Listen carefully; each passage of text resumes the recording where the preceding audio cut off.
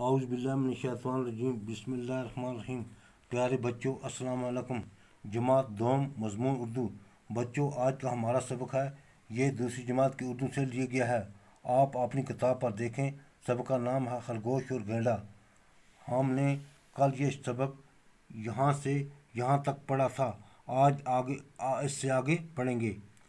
अच्छा अब मैं चलता हूँ, बाकी दोस्त इंतज़ार करते होंगे। खरगोश ने कहा, अरे गैंडे भाई, आज तुम यहाँ जंगल में मेरे पास ही रह जाओ। सुबह चले जाना। रात को यहाँ बहुत ठंडी ठंडी हवा चलती है।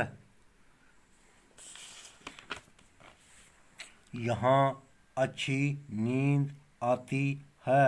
गैंडा खरगोश के असरार पर रुक गया और उसने कहा, अच्छा ठीक है, मैं यहीं रह जाता हूँ, लेकिन मैं तो सोच रहा हूँ कि कोई मुझे यहाँ देख कर डर ना जाए और कोई नुकसान ना हो जाए, क्योंकि अक्सर जानवर मुझे देख कर खौफ खाकर भाग जाते हैं और कई बेहोश भी हो जाते हैं।